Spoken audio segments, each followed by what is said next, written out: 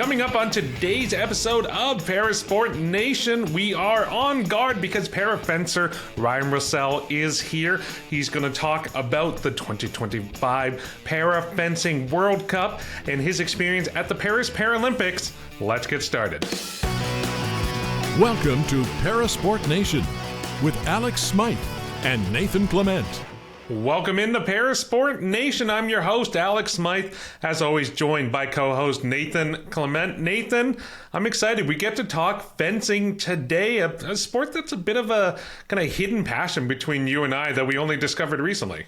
Yeah, it was pretty fun. We were talking about sports we wanted to chat about off the camera, and Alex and I both mentioned to each other how we started doing fencing. Although our journeys were a little bit unique, it's going to be really cool just to break down and hear from an actual para-professional para-fencer, which is going to be a lot of fun for us because we're just mere mortals compared to him. But so let's explore a bit our background. So for me, like when I was at Trent University, first year university, I kind of got connected with the with the fencing club. I was doing saber, which I liked the most. I didn't have to really think. I could just point the blade down quicker than my opponent, charge them, slash them, get the point, get the win. I wasn't able to keep up with it. Part of this was scheduling. Part of it I was focused on a few other things at university first year. But Nathan, what was your interaction or your first kind of taste of fencing like? I got into fencing when I was about 8 years old, and I was very much a very energetic kid, to say the least. So I started a fencing class with a very respected teacher, and he was not the biggest fan of my energy or my passion for it, but overall it was a lot of fun just to learn and have like a little bit of history and just doing that. I really liked playing with the saber because, as our guest mentions, it's fast, it's quick, but it was something I did for about 6 months, but it's something I still hold like very, very dearly to me. Well, you know, I think first off, I just love the thought process of, well, we have a young kid here who's full of energy and doesn't want to stay focused. Let's put a sword in his hand and see what happens. But clearly, it led to you to where you are, one way, shape, or form. So I think it was the right call, right decision. But let's turn things over to Ryan Roussel, who is a para-fencer who recently competed at the 2025 Para-Fencing World Cup and the Paris Paralympics. Let's welcome him in. Ryan, thank you so much for joining us. Nice to be here. Let's dive right into things. So you started the sport of fencing actually on the able-bodied side when you were 7 years old. Like, how did a farm boy from Saskatchewan get into a sport like fencing? They did a demo at my school in Asquith at the time, and I didn't realize that there was a club locally. I never actually realized it was really a thing, but during the demo, they kind of handed out flyers to all the classrooms, and I remember going to my mom and I was like, Mom, I have to try this. Like, I gotta try it. And after that, I went to the club, and I was actually the first student of that generation, I would say, because I was the only one there at the time. So it was a little bit lonely to start, but once I got into it and kind of picked it up, it really became like a lifestyle for me rather than a passion. I couldn't really see myself without doing it anymore, if that makes any sense. I've been doing it for so long that it just feels weird to not, if that makes any sense to anybody. Now it's just part of who I am. It's what I enjoy doing, and I plan to keep doing it until I'm old and gray. Thank you for joining us, Ryan. It makes total sense. Like, once you find that sport that you love, it's so important and it's so special to you. But you didn't get into wheelchair fencing till you were a teen. What was that like, getting into the adaptive or para side of fencing? Originally, my coach was pushing very, very hard for me to do it. This was before I actually started doing it. And it was during the years when I was, a teenager. So I chalk it up to average teenager attitude and kind of deciding that it was almost a slight against me, I would say. So it was like, why would I do that when I can do everything that everybody else can do, right? And then a few years later, I would say the Saskatchewan Fencing Association brought out one of the actual para athletes, Sylvie Morel, who used to do fencing for Canada as well. And she came and watched me fence and said, "You have some real talent here. Do you want to go to the Netherlands?" And then I went to the Netherlands. So after trying that, it kind of stuck with me, and I realized para fencing is very much its own animal. It's not fundamentally different. Well, I guess I would say it is fundamentally different from able-bodied fencing, but the game and the strategy and all of the fun stuff I enjoyed from fencing was still very much in para fencing, and it opened up my eyes to like a new avenue I could pursue. At the time when I first started, I was really focused on saying, like, I kind of realized that my body had its limits. So I was going to push more towards the referee and coach route because I still wanted to, keep fencing. When I realized that I could go into the para route and not only compete but do well, it just solidified it for me, like as an avenue where I could still do what I very much enjoy at a very, very high level and be very good at it.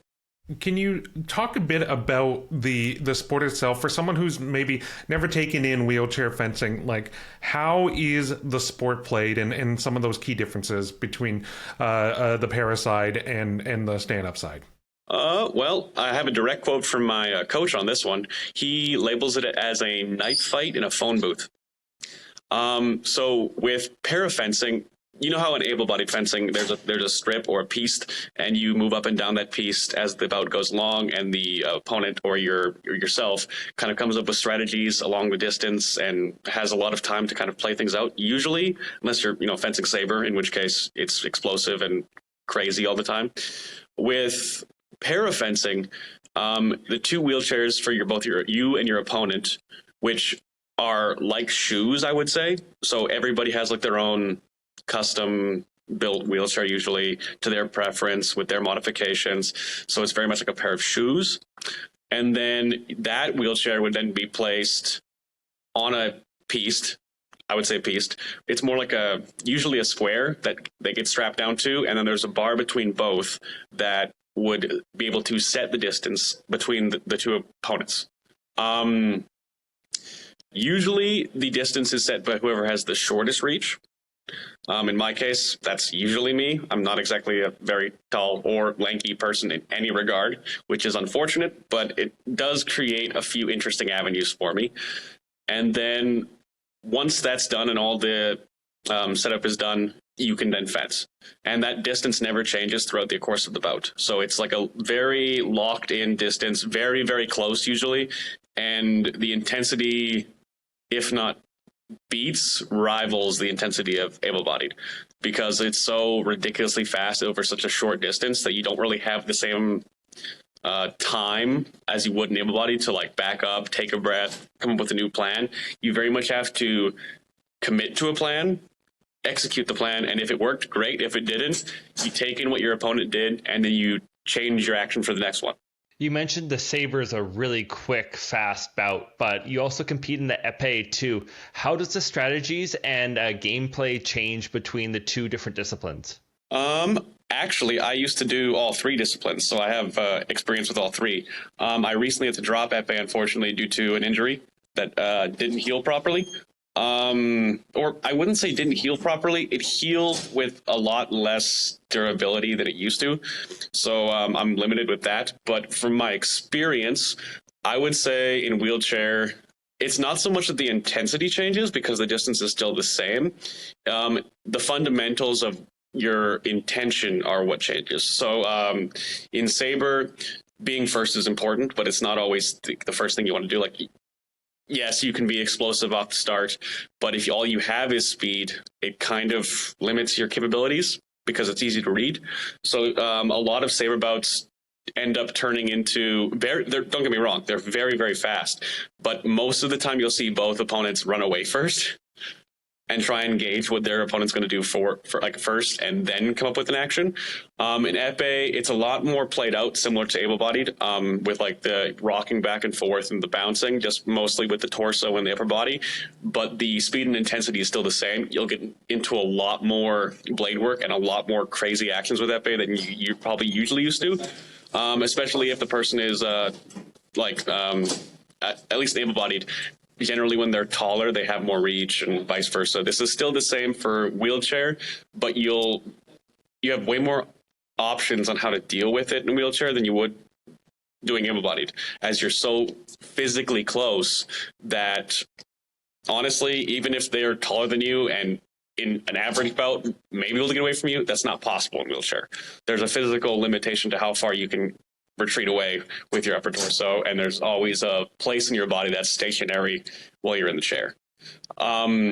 Saber is done with the same gear and equipment, same with foil. Épée, on the other hand, has a extra piece of equipment called the jupette, or the skirt, and it is a grounded, I'd say 5-pound foil skirt that you put on over your legs and your chair. Not only is it to, one, protect your legs in the chair, but make sure that the opponent can't score points on your chair. That being said, once you have the skirt on, it is your responsibility to make sure that your chair is covered and your legs are covered. So if it lifts for any reason and they score touching your chair or your leg, it still physically counts. Well, that's really interesting. I appreciate that kind of the nuance breakdown that you gave us, because I always remembered that épée, my brother competed in épée quite a bit, and is always just trying to get that precision. Anywhere you can land it, you get that straight shot, you're good. But as you say, with the saber, which was my always go-to, is the fast, furious, get that guard down, going on the attack. But it's very interesting how you described it as people usually are just going on the defense. They're getting space first, kind of gauging how the match will play out. Speaking of how matches play out, talk a bit about your experience in Paris last year. You, as Nathan has put it, probably competed in the most beautiful venue of any of the athletes during the Paralympics. Describe what that experience was like in Paris for fencing. In my experience personally, I also went to the Tokyo Games in 2020, 2021, and with COVID rules applied, there was no crowds. There was also no cameras for fencing at that time. They didn't really put any cameras in our room.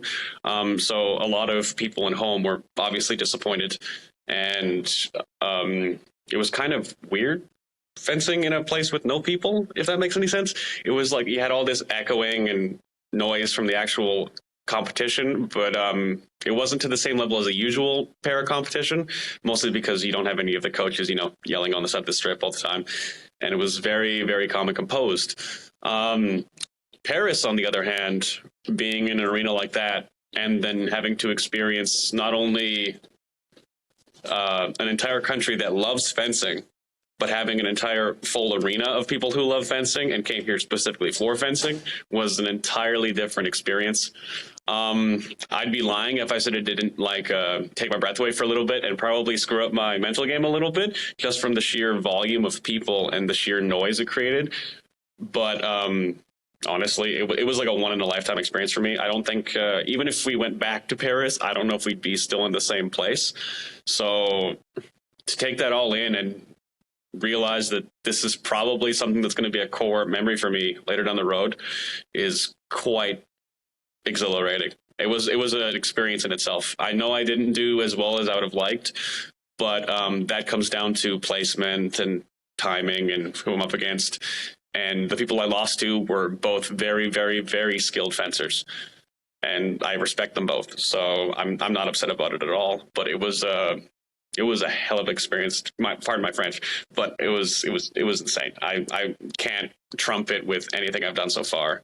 I'm looking forward to the next games up in I think it's Los Angeles next time in 2028. So that'll be interesting in itself. I got to speak to Eleanor Harvey, and she told me about the venue and just how incredible that is, and just hearing your passion and just describing it was really cool to see, just as like an athlete who was in the village, that para fencing got a venue like that. So that's very special. But you also mentioned LA in 2028. How has the post games been for you, and how has this season been so far? And is there any major competitions coming up for you? You just got back from Europe pretty recently, but any other major competitions coming up? Para fencing is a little different than able-bodied fencing in terms of seasons. Generally, in able-bodied fencing, you start in the fall, you end in the summer. You have kind of like the summer to either train, relax, whatever. Paras is not like that. It's year-round, every year, all year. Generally, people take a break when there's not a Paralympic or Olympic cycle. They'll take like a few months off or take a year off and then come back when I think maybe a year or two before the rotation starts again. In my case, I'm not doing that. I'm going to less tournaments. This time it was in Hungary for Europe, this last one, and then I was previously in Pisa earlier this year. And coming up is our World Championships in Korea in the fall. So I plan to spend most of the summer training not as hard as I can, because I don't want to, wipe myself out, but hard enough that I'm in a good spot where am hopefully aiming to medal at the World Championships this year. Well, that's a great goal to have, and that's always the important thing too. And that's something I've learned in speaking to so many different para athletes. It's the fact it's like, okay, you're gonna kind of identify and choose which competitions make sense for you to go to, which ones make sense to really focus on, and maybe like take a break in between, because it's always, you have to make sure you're balancing and maintaining your physical and emotional and mental health at the same time. Before we let you go, because you've been so gracious with your time, you're from Saskatchewan. I had the chance to be in Saskatoon a few weeks ago, and I had a chance to try the Saskatchewan-style pizza. Absolutely loved it. I'm a huge fan. What are your thoughts on it? This is coming from somebody who eats almost absolutely anything, because my thought process on food, as much as nutritionalists will say this is a bad idea, if you're willing to eat it and work it off, go ahead and eat it. So if you put pizza in front of me, I'm going to eat it. It doesn't matter what kind of pizza it is. Let's be honest here. But anything from home is always a nice treat. It's always my favorite thing coming back, to either get a home burger, home pizza, or honestly, this is a kind of I don't want to say a peeve for me, but like what's the word I'm looking for? It's like a staple, I would say. So Hawkins cheesies, right? I believe so, yeah. Yeah, that's something me and my coach always bring to tournaments, because it's kind of like a home brew staple for us, like very Canadian, and nobody else knows what it is. And it's something I always make sure to grab when I get back after a long tournament, because it's a lot of sodium, probably not good for your diet, probably horrible for you health-wise. It's one of my guilty pleasures. That's the word I'm looking for. That's the one, yeah. That's awesome. Ryan, thank you so much. No problem. Thank you for having me. That was our conversation with para fencer Ryan Roussel. Nathan, a lot to unpack there, but I think one thing would be remiss if we didn't actually mention this, that after we stopped rolling, we continue to have like a 20-minute conversation with Ryan all around food. It's well documented our passion for food on this show, but I was a bit surprised by his level of passion for food. Oh, it's just incredible to hear, as our show's kind of become a sports food show in a way, where we're always talking about food, different dishes, but it was just a lot of fun to chat about a lot of different places Ryan's been to and a lot of the dishes that he likes. And I think at some point, and we told Ryan this, we got to get him on again just to do a power rankings of everywhere he's been and what's his favorite dish, because it was really cool. And we even taught him maybe a Saskatchewan dish he didn't even know about. So it was a lot of fun, but overall that conversation was so great, especially him breaking down the saber, the foil, the épée, and just all the little nuances of the sport. And at least for me, and I'd love to hear what you think about it too, is hearing him speak about how close each other, and as his coach dubbed, it's a knife fight in a telephone booth, but just the amount of strength that you need to have and agility you need to have in a chair is just absolutely impressive. And just the movement, the skill, but also the strategy when everything's coming so quick and it can develop so quickly. It was just really impressive just to hear him break things down. Yeah, absolutely. Because I mean, the major part of fencing is you can control the distance. You can move forward. You can move backwards. You can feel like you're more in control. Whereas in wheelchair fencing, you don't have that opportunity because, you know, you're locked in a stationary position. You're moving within the chair to avoid the saber, the épée, the foil.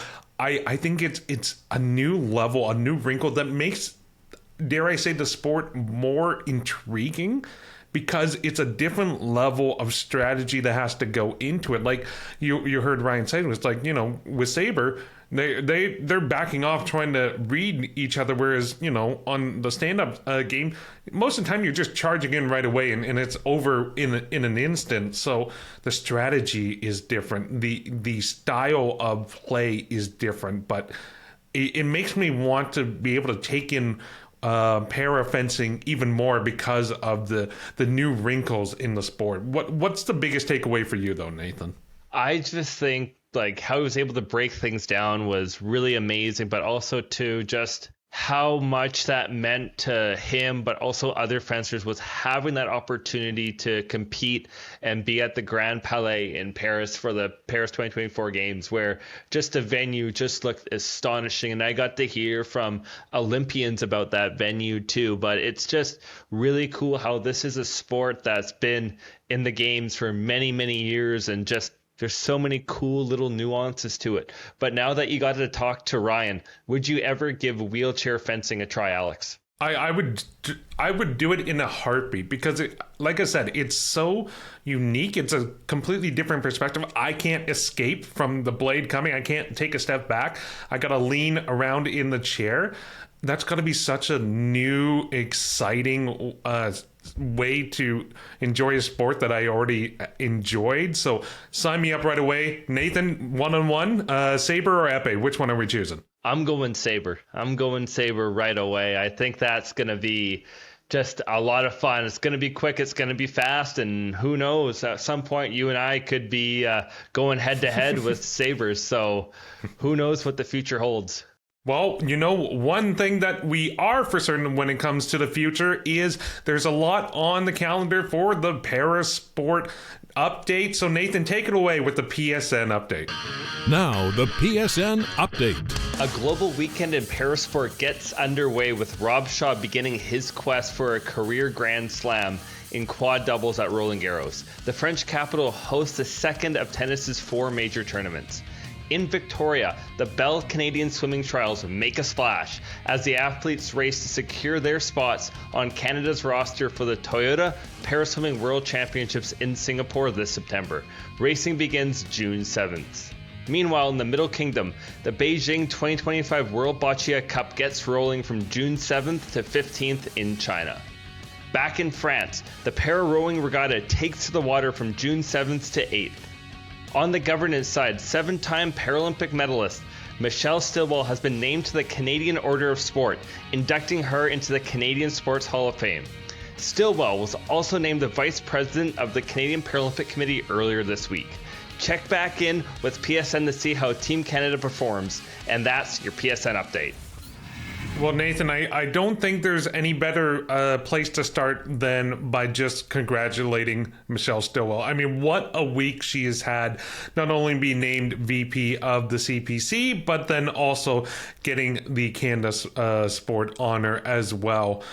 Tremendous career, 2-sport athlete, but I mean, it's pretty hard to top this week when it comes to accolades and getting roses for an athletic career.